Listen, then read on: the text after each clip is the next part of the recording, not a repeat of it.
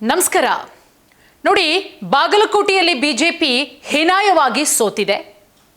ಒಂದು ಕಡೆ ಬಿಜೆಪಿ ನಾಯಕರು ವಿಜಯೇಂದ್ರ ಹಾದಿಯಾಗಿ, ಯಡಿಯೂರಪ್ಪ ಅವರ ಹಾದಿಯಾಗಿ, ಬಸನಗೌಡ ಪಾಟೀಲ್ ಯತ್ನಾಳ್ ಅವರು ಸೇರಿದಂತೆ ಘಟಾನುಘಟಿ ನಾಯಕರುಗಳಿಗೆ ಬಂದು ಬಾಗಲಕೋಟೆಯಲ್ಲಿ ಭರ್ಜರಿ ಪ್ರಚಾರವನ್ನ ಮಾಡ್ತಾರೆ. ಆದರೂ ಕೂಡ ಬಾಗಲಕೋಟೆಯಲ್ಲಿ ನಿರೀಕ್ಷಿತ ಮಟ್ಟದಲ್ಲಿ ಬಿಜೆಪಿ ತಲುಪೋದಕ್ಕೆ ಸಾಧ್ಯ ಆಗೋದಿಲ್ಲ. ಕಳೆದ ಬಾರಿಗಿಂತ ಈ ಬಾರಿ ಬಹಳ ದೊಡ್ಡ ಮಟ್ಟದ ಅಂತರದಲ್ಲಿ ಉಮೇಶ್ ಮೇಟಿ ಅವರು ಗೆಲ್ತಾರೆ. ಬಹಳ ಹೀನಾಯವಾಗಿ ಬಿಜೆಪಿ ಅಭ್ಯರ್ಥಿ ವೀರಣ್ಣ ಚರಂತಿಮಠ ಅವರು ಸೋಲ್ತಾರೆ. ಈಗ ಆಲ್ರೆಡಿ ಸೋಲಿನ ನಂತರ ಒಂದಷ್ಟು ಪರಾಮರ್ಶೆಗಳಾಗ್ತಾ ಇದೆ, ಒಂದಷ್ಟು ಚರ್ಚೆಗಳು ಕೂಡ ಆಗ್ತಾ ಇದೆ.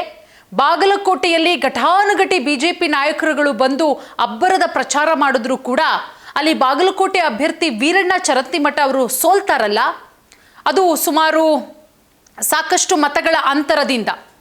ಹಾಗಾದರೆ 22,000 ಮತಗಳ ಅಂತರದಿಂದ ಸೋಲ್ತಾರಲ್ಲ ವೀರಣ್ಣ ಚರಂತಿಮಠ ಅವರು. ಆ ಸೋಲಿಗೆ ಏನಿರಬಹುದು ಕಾರಣ? ಅಲ್ಲಿಯ ಮತದಾರರೇ ಹೇಳ್ತಾ ಇದ್ದಾರೆ. ನಮಗೆ ಆ ಮತದಾರರು ಏನಂತ ಉತ್ತರ ಕೊಡ್ತಾರೆ ಗೊತ್ತಾ? ಇದು ವೀರಣ್ಣ ಚರಂತಿಮಠ ಅವರ ದುರಹಂಕಾರದ ಸೋಲು. ಅವರ ದುರಹಂಕಾರದಿಂದಲೇ ಇವತ್ತು ಸೋತಿದ್ದು. ವೀರಣ್ಣ ಚರಂತಿಮಠ ಅವರನ್ನು ಬಿಟ್ಟು ಬೇರೆ ಯಾರಿಗೋ, ದಾವಣಗೆರೆಯಲ್ಲಿ ಯಾವ ರೀತಿ ಶ್ರೀನಿವಾಸ ದಾಸಕರಿಯಪ್ಪ ಅವರಿಗೆ ಒಬ್ಬ ಸಾಮಾನ್ಯ ಕಾರ್ಯಕರ್ತರಿಗೆ ಟಿಕೆಟ್ ಕೊಡ್ತೋ, ಎಷ್ಟು ದೊಡ್ಡ ಮಟ್ಟದಲ್ಲಿ ಫೈಟ್ ಕೊಟ್ಟರು ಶ್ರೀನಿವಾಸ ದಾಸಕರಿಯಪ್ಪ ಅವರು. ಅವರ ನಡನುಡಿ ಯಾವ ರೀತಿ ಇತ್ತು ಪ್ರತಿಯೊಬ್ಬರು ಕೂಡ ಗಮನಿಸಿದ್ರಿ. ಬಟ್ ಸ್ವಲ್ಪ ಮಟ್ಟಿನ ಅಂತರದಲ್ಲಿ ಇವತ್ತು ಸೋತಿರಬಹುದು ಶ್ರೀನಿವಾಸ ದಾಸಕರಿಯಪ್ಪ ಅವರು. ಬಟ್ ಮುಂದೊಂದು ದಿನ ಗೆದ್ದೇ ಗೆಲ್ತಾರೆ, ಅಷ್ಟು ಆತ್ಮವಿಶ್ವಾಸ ಅವರಲ್ಲಿದೆ. ಬಟ್ ಬಾಗಲಕೋಟೆಯಲ್ಲಿ ವೀರಣ್ಣ ಚರಂತಿಮಠ ಅವರು 3 ಬಾರಿ ಶಾಸಕರಾಗಿದ್ದಂಥವರು, ಕಳೆದ ಬಾರಿ ಸ್ವಲ್ಪ ಮಟ್ಟಿನ ಮತಗಳ ಅಂತರದಿಂದ ಸೋತಂತವರು.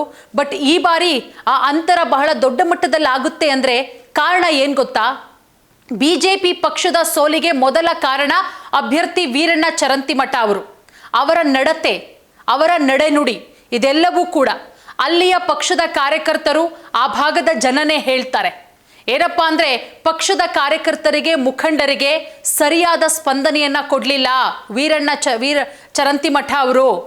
ಏನಪ್ಪ ಅಂತ ಹೇಳಿದ್ರೆ ತುಂಬ ನೆಗ್ಲಿಜೆನ್ಸಿ ಮಾಡಿದ್ರು, ಕೇರ್ಲೆಸ್ ಮಾಡಿದ್ರು. ಅಯ್ಯೋ 2 ವರ್ಷ ಅಲ್ವಾ, 2028ಕ್ಕೆ ನೋಡ್ಕೊಳ್ಳೋಣ ಅನ್ನೋ ರೀತಿಯಲ್ಲಿ ಉತ್ತರ ಕೊಟ್ಟಿದ್ದಾರೆ ವೀರಣ್ಣ ಚರಂತಿಮಠ ಅವರು. ಸ್ನೇಹಪರ, ಆತ್ಮೀಯವಾಗಿ ಮಾತನಾಡಬೇಕು. ಯಾವುದೇ ಒಬ್ಬ ರಾಜಕಾರಣಿ ಎಷ್ಟು ಆತ್ಮೀಯತೆಯಿಂದ ಮತದಾರರೊಟ್ಟಿಗಿರಬೇಕು, ತಮ್ಮ ಕ್ಷೇತ್ರದ ಜನರೊಟ್ಟಿಗಿರಬೇಕು, ಅದನ್ನು ಬಿಟ್ಟು ಯಾವ ಆತ್ಮೀಯತೆಯೂ ಇಲ್ಲ, ಯಾವ ಸ್ನೇಹಪರನೂ ಇಲ್ಲ.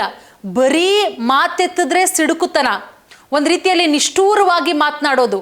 ಯಾರೇ ಹೋಗಿ ಏನೇ ಹೇಳಿದ್ರು ಕೂಡ ಏನ್ರಿ ಅದು ನಿಮ್ದು, ಹೋಗ್ರಿ ಅನ್ನೋ ರೀತಿಯಲ್ಲಿ ಮಾತನಾಡೋದು. ಅಂದರೆ ಒಬ್ಬ ರಾಜಕಾರಣಿಗೆ ತಾಳ್ಮೆ ಇರಬೇಕು, ಜನರ ಸಮಸ್ಯೆಯನ್ನು ಆಲಿಸಬೇಕು, ಪರಿಹಾರವನ್ನು ಒದಗಿಸ್ಬೇಕು, ಜನರೊಟ್ಟಿಗೆ ನಾನು ಅನ್ನೋದು ಇರಬೇಕು. ಬಟ್ ವೀರಣ್ಣ ಚರಂತಿಮಠ ಅವರು ಆ ರೀತಿ ಮಾಡಲಿಲ್ಲ. ನಿಷ್ಠೂರವಾದಿ, ಸಿಡುಕುತನ, ಇದೆಲ್ಲವೂ ಕೂಡ ಇವತ್ತು ಬಿಜೆಪಿ ಪಕ್ಷದ ಸೋಲಿಗೆ ಕಾರಣ ಆಗಿದೆ.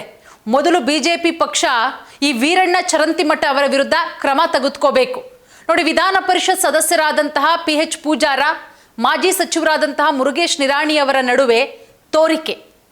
ಅಷ್ಟೇ ಆತ್ಮೀಯರಾದ ವೀರಣ್ಣ ಚರಂತಿಮಠ ಅವರು ಒಂದು ರೀತಿಯಲ್ಲಿ ಸಂಬಂಧ ಗಟ್ಟಿಗೊಳಿಸುವ, ಬಾಂಧವ್ಯ ಬೆಳೆಸುವ ನಿಟ್ಟಿನಲ್ಲಿ ಯಾವುದೇ ಕಾರಣಕ್ಕೂ ವೀರಣ್ಣ ಚರಂತಿಮಠ ಅವರು ಮುಂದಾಗಲಿಲ್ಲ.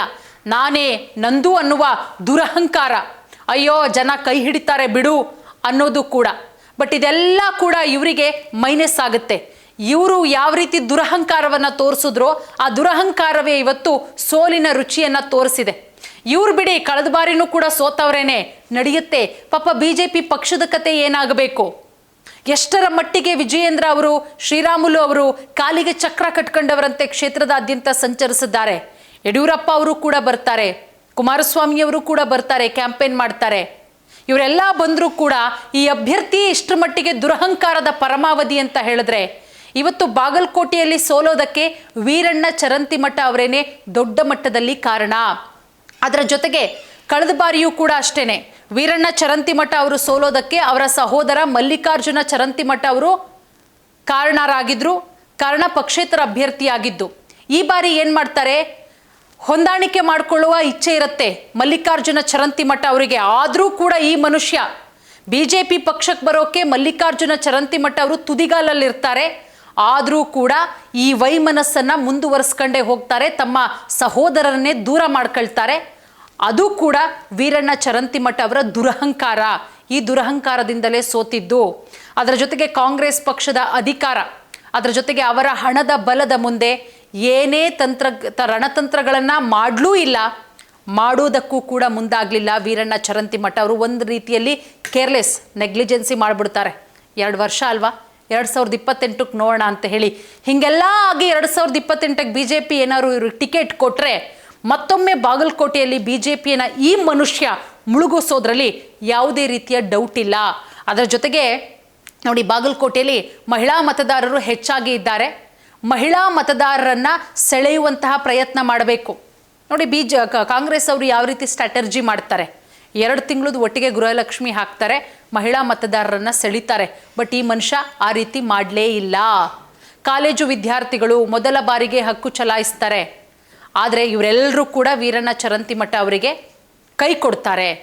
ಸೊ ಈ ಎಲ್ಲ ಕಾರಣದಿಂದ BJP ಸೋಲಿನ ಪ್ರಮುಖವಾದಂಥ ಹೊಣೆಯನ್ನು ಯಾರು ಹೊತ್ಕೋಬೇಕು ಅಂತ ಹೇಳಿದ್ರೆ ಪಾರ್ಟಿಯಲ್ಲ, ವಿಜಯೇಂದ್ರ ಅವರಲ್ಲ, ಅಲ್ಲಿಯ ವೀರಣ್ಣ ಚರಂತಿಮಠ BJP ಪಕ್ಷದ ಅಭ್ಯರ್ಥಿ. ಇದು ನಾವು ಹೇಳ್ತಾ ಇರೋದಿಲ್ಲ, ಆ ಭಾಗದ ಜನ ಮಾತನಾಡ್ಕೊಳ್ತಾ ಇದ್ದಾರೆ. ರಿಸಲ್ಟ್ ಬಂದ ಮೇಲೆ ಒಂದು ಮಾತುಕತೆ ಆಗುತ್ತೆ ಗೊತ್ತಾ. ಪಾಪ ಜನನೂ ಕೂಡ ಅನ್ಕೊಂಡಿದ್ರು BJP ಬರಬಹುದು ಅಂತ ಹೇಳಿ, ಯಾಕಂದರೆ ಅಷ್ಟರ ಮಟ್ಟಿಗೆ ಆ ವೇವ್ ಇತ್ತು. ಬಟ್ ಈ ಅಭ್ಯರ್ಥಿ, ಈ ವೀರಣ್ಣ ಚರಂತಿಮಠ ಅವರ ದುರಹಂಕಾರ, ನಿಷ್ಠೂರವಾದಂತಹ ವಾದ, ಇದರಿಂದನೇ ಇವತ್ತು BJP ಸೋತಿದೆ. ಬಟ್ ಇದೆಲ್ಲವನ್ನ BJP ಹೈಕಮಾಂಡು, BJP ರಾಜ್ಯಾಧ್ಯಕ್ಷರು, ಸಂಬಂಧಪಟ್ಟಂಥವರು ನೋಡಿ ತಿದ್ದುಕೊಂಡ್ರೆ ಸೊ 2028ಕ್ಕೆ ಖಂಡಿತವಾಗ್ಲೂ ಕೂಡ ಬಾಗಲಕೋಟೆಯನ್ನು ಭೇದಿಸಬಹುದು. ಇಲ್ಲ, ಈ ಮನುಷ್ಯ ಇದೇ ರೀತಿ ದುರಹಂಕಾರದಲ್ಲೇ ಮುಂದುವರೆದು 28ಕ್ಕೂ ಈ ಮನುಷ್ಯಂಗೆ ಏನಾದ್ರು ಟಿಕೆಟ್ ಕೊಟ್ಟರೆ ಖಂಡಿತ ಜನ ಈಗೇನು 22,000 ಲೀಡಲ್ಲಿ ಸೋಲಿಸಿದ್ದಾರೆ ಆ ಸಂಖ್ಯೆ ಮತ್ತಷ್ಟು ಹೆಚ್ಚಾಗೋದ್ರಲ್ಲಿ ಯಾವುದೇ ರೀತಿಯ ಅನುಮಾನವಿಲ್ಲ. ಧನ್ಯವಾದ. ನೋಡ್ತಾ ಇರಿ ಸ್ಪೀಡ್ ನ್ಯೂಸ್ ಕನ್ನಡ.